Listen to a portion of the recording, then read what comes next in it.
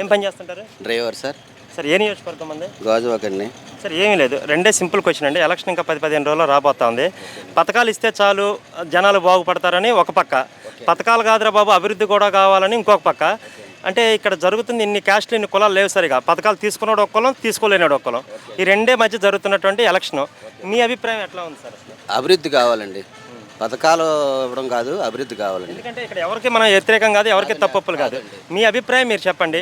అట్లాగే భరత్ గారు కూడా నిలబడతా ఉన్నారు ఎంపీగా. భరత్ గారి మీద మీ అభిప్రాయం? భర్త గారు మంచివాడండి, చదువుకున్న వ్యక్తి, మంచి మనిషి. ఆయన కూడా గెలిస్తే బాగుంటుందండి.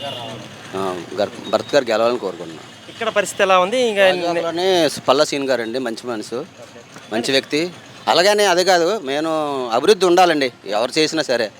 పథకాలంటే అప్పులు చేసి ఇస్తే అది కరెక్ట్ కాదండి. అప్పు చేసి మనం ఎన్ని రోజులు ఇంట్లో ఇప్పుడు మనమే చూడండి, అప్పు చేసి ఒక సంవత్సరం ఇంట్లో కూర్చొని అప్పు చేస్తే ఆ అప్పు ఎవరు తీరుస్తాడు? మనమే తీర్చుకోవాలి. దాని వడ్డీ ఇంట్రెస్ట్ ఎక్కడి నుంచి తెస్తాం? అందు గురించి అప్పు చేసి పథకాలు ఇవ్వకూడదండి. అభివృద్ధి చేసి పథకాలు ఇచ్చినా పర్లేదు. కానీ ఏం చెప్తారు సార్? డబ్బులు తీసుకొని ఓట్లు వేద్దాం అనుకున్న వాళ్ళకి మీరు చెప్పే మాట ఏంటండి? నాకు ఏదో డబ్బులు వచ్చింది ₹1 అని అనుకుంటున్నారు, కానీ భవిష్యత్తు పరిస్థితి ఎట్లా ఉండబోతుంది? డబ్బులు తీసుకొని ఓట్లు వేయకూడదండి. డబ్బులు తీసుకొని ఓటు అమ్ముకుంటే అది మాత్రం అది చాలా నేరం అండి. ఓటు అమ్ముకోవడం నేరం అండి. డబ్బు తీసుకొని ఓటేయడం మాత్రం చాలా నేరం. అది మాత్రం నేను ఖండిస్తానండి. ఇట్లాగే ఇక్కడ మనం మరీ ముఖ్యంగా గాజువాక ప్రాంతానికి వస్తే, గతంలో పవన్ కళ్యాణ్ నిలబడ్డా కూడా ఓడిచ్చారు. అప్పటికి ఇప్పటికీ ఏమైనా మార్పు వచ్చిందంటారా? మార్పు వచ్చిందండి. కాకపోతే అప్పుడు 3 పార్టీలు వేరు పోటీ చేశారు కాబట్టి ఓటు ట్రాన్స్ఫరింగ్ అటు ఇటు మారిందండి. ఇప్పుడు వన్ సైడ్ సార్. అట్లాగే మీ గాజువాక అంటే ఒక సెంటిమెంట్ అండి, స్టీల్ ప్లాంట్. దాని మీద కూడా ఎన్నో ఉద్యమాలు జరిగినాయి. కానీ జగన్మోహన్ రెడ్డి దాని మీద ఎక్కడ కూడా ఒక నోరెత్తి మాట్లాడకుండా ప్రైవేట్ పరం చేద్దాం అనుకుంటున్నాడు, పోర్టును ప్రైవేట్ పరం చేద్దాం అనుకుంటున్నాడు. ఆల్రెడీ పోర్టుని చేశారండి, అమ్మేశారు. స్టీల్ ప్లాంట్ గురించి మరి వీళ్ళు వచ్చి మళ్ళీ ఆపుతాం అంటున్నారు. మళ్ళీ వీళ్ళు వచ్చిన తర్వాత ఏం చేస్తారో తెలియదు. జగన్ అయితే ఏం చేయడు కూడానా. మరి టీడీపీ వస్తే, బీజేపీ టీడీపీ జనసేన ప్రభుత్వం వస్తే స్టీల్ ప్లాంట్ ఆగితే మంచిదండి. ఉదాహరణకి ఉపాధి కలుస్తుంది కాబట్టి. అది ప్రైవేట్ పరం అయితే అనుకోండి, కొంతమంది ఎవరినో తక్కువ చేసి తీసుకుంటారు. అందు గురించి ప్రైవేట్ పరం అవ్వకూడదు. అట్లాగే ఇప్పుడు ఇంతవరకు అసలు 3 క్యాపిటల్ అన్నాడు, ఒక క్యాపిటల్గా చేయలేదు, మళ్ళీ 3 రాజధానులు అని చెప్పేసి ఉత్తరాంధ్ర ప్రజలను మాయపుచ్చే పరిస్థితి కనపడుతుంది. సార్ ఏదన్నా సరే 3 క్యాపిటల్ అంటే అభివృద్ధి చేయాలి కానివ్వండి, ఒక దగ్గరే ఎడ్యుకేషన్ అనేది ఒక దగ్గరే ఉండాలండి. అభివృద్ధి మొత్తం చేయొచ్చు, ఎన్ని క్యాపిటల్ని పెట్టుకోవచ్చు, కానీ మెయిన్ సింగిల్ క్యాపిటల్ మాత్రం ఒకటే ఉండాలండి. అది ఎక్కడో దగ్గర ఒకటే ఉండాలి. కాదు ఇప్పుడు ఆల్రెడీ ఒక గవర్నమెంట్ అక్కడ పెట్టింది కాబట్టి అక్కడే ఉండాలి. ఆ రోజు ఈయన ప్రతిపక్షాలు ఉన్నప్పుడు ఈయన వ్యతిరేక్ష ఉంటే, నాకు ఇక్కడ ఇష్టం లేదని ఆ రోజు అని ఉంటే ఈరోజు జనాలు నమ్మి ఉండారు. కానీ ఆ రోజు ఆయన ఒప్పుకున్నాడు కాబట్టి అక్కడే ఉండాలండి. సార్ ఇప్పుడు ఈ పథకాల వల్ల మధ్యతరగతి వాళ్ళు అంటే ప్రత్యేకించి మీలాంటి వాళ్ళు కానీ భారం పడుతుందండి? పక్కాగా పడుతుందండి. ఎందుకంటే అప్పులు చేసి తెచ్చినప్పుడు దానికి వడ్డీ కట్టాలి కాబట్టి మా దగ్గర ట్యాక్సులు మాకు 10,000 ఇచ్చారు అనుకోండి, 10,000కి 10,000 ట్యాక్సులు ఎక్స్ట్రా చేసి మాకు ఇస్తున్నారు కాబట్టి అది కంపల్సరీగా పడుతుందండి. పథకాలు అన్నది ఇవ్వకూడదండి, ఎవరికి పథకాలు ఇవ్వకూడదు. అభివృద్ధి చేసి పథకాలు ఇస్తే మంచిది, కానీ అప్పు చేసి పథకాలు ఇవ్వకూడదండి. అంటే కొన్ని పథకాలు ఇవ్వాలి, తప్పులేదు, కానీ మరీ ముఖ్యంగా మనుషులను సూపర్మోతలు చేసే అదే సార్. ఇప్పుడు పెన్షన్ అన్నదే ఇవ్వచ్చండి. ఇప్పుడు అమ్మఒడి అన్నారు, అమ్మఒడి అంటే డబ్బులు ఇవ్వకుండా స్కూల్లో వాళ్ళే డైరెక్ట్గా గవర్నమెంటే పోషిస్తే మంచిదేనండి. అది తప్పేం కాదు. కొన్ని ఉన్నాయండి, ఆరోగ్యశ్రీ ఉందండి, ఇవ్వచ్చు, కానీ కొన్ని వాటికి సెలవు అన్నారు. ఆరోగ్యశ్రీ అన్నది ప్రతిదీ చెల్లితేనే అది ఆరోగ్యశ్రీ. అట్లాగే వాహన మిత్రకు సంబంధించి ఏంటి సార్ దాని స్కీము? డబ్బులు ఇవ్వడం ఇచ్చాడా అందరికీ, లేకపోతే అది అన్న కొంతమందికి ఇచ్చారండి, కరెక్టే కాదంటలేదు. కానీ ఇచ్చిన తర్వాత ఇప్పుడు మాకు 10,000 ఇచ్చారండి, 10,000కి 12,000 ఎక్స్ట్రా కట్టించుకుంటున్నారండి. ఎట్లా, ఏ విధంగా? పోయినసారి అంటే చంద్రబాబు నాయుడు ఇవ్వలేదండి. ఆ రోజుల్లో మాకు 5,900 ట్యాక్స్ అండి. గ్రీన్ ట్యాక్స్ కాదండి, మామూలుగా 3 నెలలు ట్యాక్స్ అండి. ఇప్పుడు ఈయన వచ్చిన తర్వాత 7,200 చేశారండి. దాని తోడు గ్రీన్ ట్యాక్స్ అప్పుడు 2,000 ఉండేదండి, ఇప్పుడు 5,000 ఉంటుందండి. తర్వాత చాలా దారుణంగా లాగేస్తున్నారు సార్. రూపాయి ఇస్తున్నారండి, 10 రూపాయలు తీసుకుంటున్నారండి. రెండో ప్రశ్న, మీకు తెలంగాణలో ఇట్లాగే ఉన్నాయి ట్యాక్స్లు, మన దగ్గర సార్ మనకేనా సార్? తెలంగాణ మనకంటే తక్కువే ఉందండి. షూరా? పక్కాగానండి. డీజిల్ కానీ ఏదైనా సరే మనకంటే తక్కువే తెలంగాణ ఉందండి. ఆల్మోస్ట్ మీ దగ్గర దోచేస్తున్నారు. ఆంధ్రాలోనే ఎక్కువ ఉంది సార్. రాష్ట్రాలన్నింటికంటే ఆంధ్రాలోనే ట్యాక్స్ ఎక్కువ ఉందండి. మీది ఏ నియోజకవర్గం సార్? గాజువాక. సరే, ఏదైనా కావచ్చు. ఎలా ఉండబోతుంది ఎలక్షన్, మీ అభిప్రాయం చెప్పండి. అభిప్రాయం ఏంటంటే ఇక్కడ లోకల్గా ఎమ్మెల్యే కానీ ఎంపీ కానీ లోకల్ వ్యక్తిని సపోర్ట్ చేసుకుంటారండి. వైసీపీ అవ్వచ్చు, టీడీపీ అవ్వచ్చు, ఏదైనా సరే లోకల్గా చూసుకుంటారు. బయట వచ్చిన ఎవరైనా సరే అవకాశం ఇవ్వరండి. వాస్తవం అది. పవన్ కళ్యాణ్ కావచ్చు, లేకపోతే ఇంకెవరు కావచ్చు కానీ మనం లోకల్లో ఏదైనా మనం బాధ చెప్పుకోవాలన్నా కష్టం చెప్పుకోవాలన్నా ఏదైనా సరే లోకల్గా అయితే ఆయన లేకపోతే ఈయనకే అవకాశం ఇస్తారండి. ఇక్కడైతే అవకాశం పల్లా శ్రీనివాస్ గారు గట్టి క్యాండిడేట్ అని అంటున్నారు టీడీపీ తరఫున. క్యాండిడేట్ పోటీ ఇవ్వగలరా? ఓవరాల్గా ఎవరు వస్తే బాగుంటుంది అనుకుంటున్నాను. మీకు ఏం చెప్తామండి, లోకల్ క్యాండిడేట్నే సెలెక్ట్ చేసుకుంటారు, బయట అవుటర్స్ నాట్ ఎవరు. పవన్ కళ్యాణ్ ఎందుకు గెలవలేపాడు ఇక్కడ, అంత పెద్ద క్యాండిడేట్ కూడా? ఎంత క్యాండిడేట్ అయినా సరే ఏదైనా సరే ఎక్కడైనా అవుటర్స్ వచ్చేటప్పుడు చాయిస్ ఎవరండి? నువ్వు లోకల్ గుడివాడ అమర్నాథ్ మీద ఓడిపోయాడు పవన్ కళ్యాణ్ అంతేనా? గ్రేట్. ఇంకపోతే స్టేట్ ఏంటి ఎలా ఉండబోతుంది? చంద్రబాబు నాయుడు బెటర్ సీఎం అయ్యే అవకాశాలు ఉన్నాయంటావా? అవ్వచ్చండి, ఎందుకంటే జనాల్లో కొంత వేరియేషన్ ఉంది కాబట్టి. తర్వాత పెట్టిన పథకాలు కూడా మొన్న అమ్మఒడి పెట్టారు. అమ్మఒడి ఎవరికి రావాలండి? గవర్నమెంట్ స్కూల్ చదువుకున్న పిల్లలకు మాత్రమే ఇవ్వాలి. ఇప్పుడు మీకు స్తోమత ఉంది, మీరు ప్రైవేట్ స్కూల్లో జాయిన్ చదివించుకుంటున్నారు, వాళ్ళకి ఇవ్వకూడదు అనమాట. తర్వాత మళ్ళీ బండికి 10,000 అని, తర్వాత మిషన్ కుటుంబంలో 10,000 అని, ఇవన్నీ వేస్ట్ ఖర్చులు అనమాట. ఇవన్నీ మనకి అంటే వీళ్ళకి ఇచ్చే వేరే దాని మీద పెంచుకొని ఇవ్వనవసరం లేదు.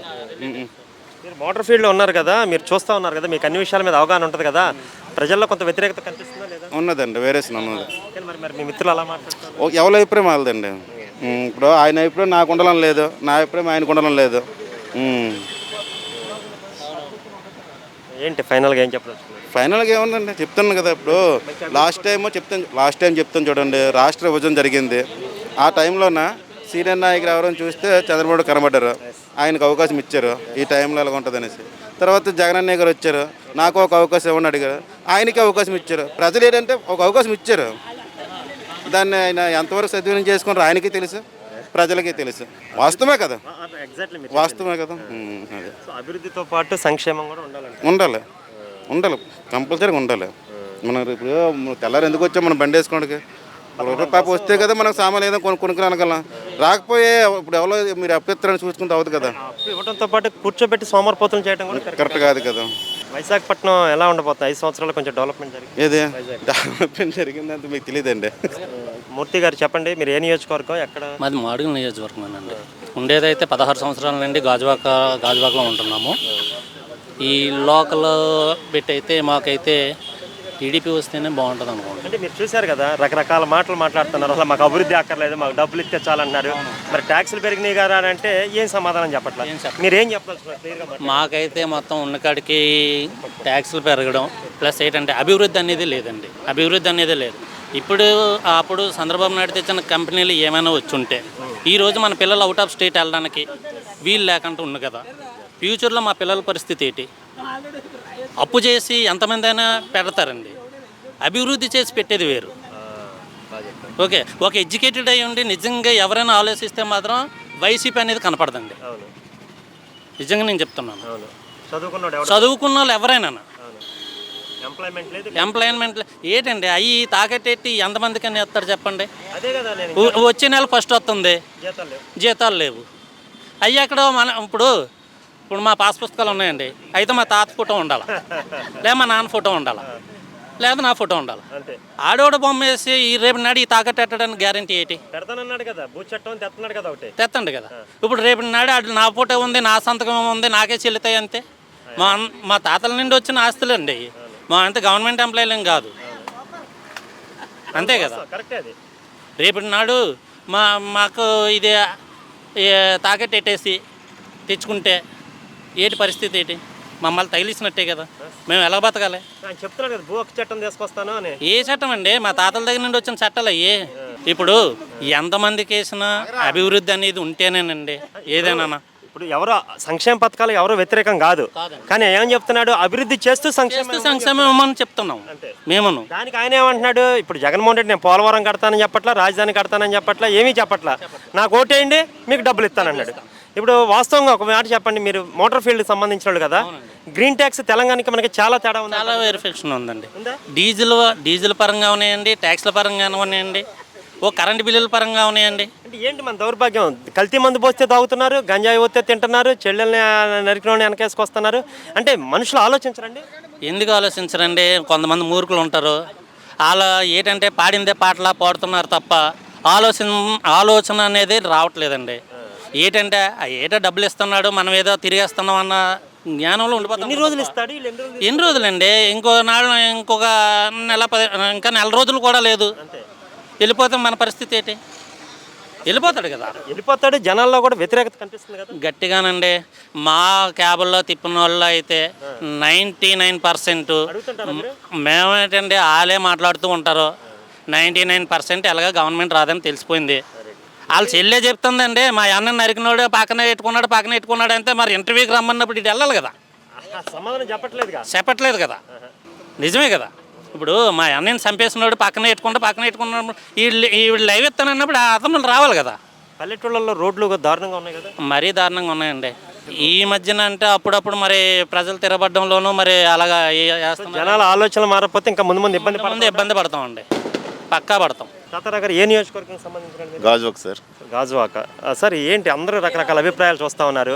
పథకాలు ఇచ్చాడు రా బాబు అని చెప్పేసి ఒక వర్గం మాట్లాడుతూ ఉంటే, ఎందుకురా నాయన ఈ పథకాలు మాకు అభివృద్ధి కావాలని మాట్లాడుతూ ఉన్నారు. సరే, మీ నియోజకవర్గం నుంచి పల్లా శ్రీనివాస్ గారు, నెక్స్ట్ అట్లాగే మంత్రిగా చేసినటువంటి గుడివారి అమర్నాథ్ గారు, భర్త గారు ఎంపీగా పోటీ చేస్తూ ఉన్నారు. భర్త గారి గురించి ఐడియా ఉందా? ఉంది సార్. ఎలా ఉంటుంది? ఆయన ఎంపీగా అవకాశం ఉందంటారా? గతంలో వాడిపోయారు కానీ ఈసారి అయితే ఎంపీగా గెలుస్తారు సార్. Okay, right. ఏం చెప్పదలుచుకున్నారు సార్? ఎలక్షన్ 20 రోజుల్లో ఉంది, మీ అభిప్రాయం చెప్పండి. ఏం చెప్తారు? ఇప్పటి వరకు చేసిన జగన్మోహన్ రెడ్డి పాలనలో ప్రజలకు కానీ, లేదంటే ఏ నియోజకవర్గానికి కానీ, లేబర్కి కానీ, సామాన్య వ్యక్తులకి ఎవరికి అందుబాటులో ఉన్న ప్రభుత్వం అయితే జగన్మోహన్ రెడ్డి ప్రభుత్వం కాదు. ఆయన వన్ సైడ్ వార్గా ఆయనకు నచ్చినట్టు, ఆయన తోసినట్టు రాజకీయం చేస్తూ ఈ 5 ఏళ్ళు గడిపేశాడు. అలాగే చదువుకున్న ఎడ్యుకేటెడ్ ఎవరైతే ఉన్నారో వాళ్ళకి ఎవరికి న్యాయం అయితే జరగలేదు. ఏదో సంక్షేమ పథకాలు ఇస్తున్నాడు, ప్రజలు నా వైపు ఉన్నారు, ప్రజలు నన్నే నమ్ముతున్నారు, నేను చేసిందే ఇది కాదంటారా? పథకాలు ఇచ్చారు, నా వైపే జనం ఉన్నారే మాట నిజం కాదా? అది వాస్తవం అస్సలు కాదు సార్. అది అవాస్తవం. అది పథకాలు ఇవ్వడంతో, పథకాలు ఇస్తే జనాలు ఓటేసి గెలిపిస్తారు అనేది అది అవాస్తవం సార్. అసలు జరిగే పని కాదు. ప్రజలకి ఏంటంటే అభివృద్ధి జరుగుతూ ఉండాలి. అభివృద్ధి జరుగుతూ వచ్చిన దాంతో సంక్షేమ పథకాలు ఇస్తే ప్రజలు కూడా నమ్ముతారు, ప్రజలు కూడా తెలుసుకుంటారు. ఫలానా అభివృద్ధి జరుగుతుంది, దానివల్ల ఎంత అమౌంట్ వస్తుంది, దానికి సంక్షేమ పథకాలు ఇస్తున్నారు, ప్రభుత్వం ఇస్తుందని చెప్పేసి ఆలోచన ప్రభుత్వానికి ఉంటుంది. కానీ ఈ ప్రభుత్వంతో ప్రజలు దోచుకొని సంక్షేమ పథకాలు ఇస్తున్నాడని చెప్పేసి ప్రజలందరూ ఈరోజు నమ్ముతున్నారు. అలానే మరి ముఖ్యంగా గాజువాక అనేది గతంలో పవన్ కళ్యాణ్ గారు ఇక్కడ నిలబడ్డా కూడా ఓడిచ్చారు. ప్రస్తుతం పల్లా శ్రీనివాస్ గారు పోటీ ఇవ్వగలరా? పల్లా శ్రీని గారు 100% పోటీ చేస్తారు సార్. ఎందుకంటే పల్లా శ్రీని గారు అని ఒక డైనమిక్ లీడర్. ఆయన గాజువాకలో ఆయన్ని నమ్ముకొని ఆయన ఇచ్చేసిన ఆయన అభివృద్ధి, ఆయన చేసిన ఇది, దానివల్ల పల్లా శ్రీని గారు 100కి 100 ఇక్కడ ఎమ్మెల్యే అభ్యర్థిగా ఆయన గెలుపొందుతారండి. సార్, ఇప్పుడు ఒక విషయం స్ట్రైట్గా చెప్పండి. మళ్ళీ జగన్మోహన్ రెడ్డి కనుక అధికారంలోకి వస్తే ఒకవేళ ఏంటి సార్ పరిస్థితి? జగన్మోహన్ రెడ్డి 100% రాడు సార్. ఒకవేళ వచ్చినా రాష్ట్రం అన్నది అల్లకొల్లరం అయిపోయి అరాచక రాజకీయాలతోటి అల్లకొల్లరంతో సృష్టించి రౌడీ రాజ్యంగా తయారైపోతుంది సార్ రాష్ట్రం అయితే. కానీ ఎలా ఇచ్చుకుంటా పోతా ఉంటే సంపద ఎంతైనా చాలదు కదా సార్. అప్పులు తీసుకొచ్చి పోతా ఉంటుంటే జనాలు కూడా తెలుసుకోవాల్సిన అవసరం ఉందంటారా లేదంటారా? జనాలు తెలుసుకోవాల్సిన అవసరం అయితే ఉంది సార్. కాకపోతే జనాలు ఏంటంటే జనాలు అదే అంటారు కదా, గొర్రెలు అనేసి అంటారు కదా, దానికి తగ్గట్టుగా జనాలు వ్యవహరిస్తారు. కాకపోతే ఏంటంటే అభివృద్ధి జరుగుతూ వస్తే సంక్షేమ పథకాలు ఎన్ని ఇచ్చినా ప్రజలకి న్యాయం జరుగుతుంది, అలాగా సామాన్యుడికి కూడా న్యాయం జరుగుతుంది. అభివృద్ధి లేనిదే పథకాలు ఇచ్చుకుంటూ పోతే అప్పులు అవ్వడం తప్పించి ప్రతి మానవుడి మీద మళ్ళీ జగన్మోహన్ రెడ్డి వస్తే గాజువాక స్టీల్ ప్లాంట్ ప్రైవేట్ అయిపోతుంది, సెంట్రల్ గవర్నమెంట్ చేతిలోకి వెళ్ళిపోతుంది, అమ్మేస్తాడనే మాట నిజంగా మరి అది అందరికీ సెంటిమెంటే కదా సార్ మీ గాజువాక వాళ్ళకి, కాదంటారా? అది ఖచ్చితంగా అదే జరుగుతుంది సార్. ఎందుకంటే పల్లా శ్రీని గారు గతంలోనే ఆయన ధర్నాలు చేసి నిరాహార దీక్షలు చేసి ఆయన స్టీల్ ప్లాంట్ని ప్రైవేటీకరణ కాకుండా ఎన్నో ఇది చేశారు సార్ ఆయన. ఈసారి పల్లా శ్రీని గారు గెలుపొందితే స్టీల్ ప్లాంట్ మటుకు ప్రైవేటీకరణ జరగకుండా ఆయన చూస్తారని చెప్పేసి మా అభిప్రాయం సార్. ప్రజలు స్టీల్ ప్లాంట్ అనే కాదు, పోర్టులు కూడా ప్రైవేటైజేషన్ చేస్తానంటున్నాడు, అన్నీ రాసి ఇచ్చేస్తామంటున్నాడు, పక్కన రిషికొండ రాయించేసుకున్నాడు. ఏంటి సార్ ఇది? ప్రభుత్వ భూములు ఇవన్నీ కూడా ప్రజల సంపద కాదంటారా? ఇదంతా ప్రజల సంపద సార్. కాకపోతే ఏంటంటే ప్రభుత్వం ఏదైతే ఉందో, ప్రభుత్వం అధికారంలో ఉండేటప్పుడు వాళ్ళు మా మాట చెల్లుతుందని చెప్పేసి దాంతో వీళ్ళు ఏంటంటే ప్రభుత్వంలో మేము ఉన్నాం, మేము ఏం చేసినా అధికారం మాకే ఉంది కాబట్టి అని చెప్పేసి గవర్నమెంట్ ల్యాండ్స్ ఎక్కడైతే ఉన్నాయో ఆక్యుపై చేసుకొని వాళ్ళ అంటలోకి తీసుకొని ఈరోజు దాన్ని వాళ్ళ గ్రిప్లో పెట్టుకోవడం జరుగుతుంది సార్. కాకపోతే ఇది ఎప్పటికీ అది కరెక్ట్ కాదు సార్. ఇది ఎప్పుడైనా ఫ్రాడ్ లాగా ఉంటుంది. వేరే ప్రభుత్వం ఏదొచ్చినా, అపోజిషన్ ప్రభుత్వం ఏదొచ్చినా దీన్ని మళ్ళీ వెలికి తీస్తూ ఉంటుంది సార్.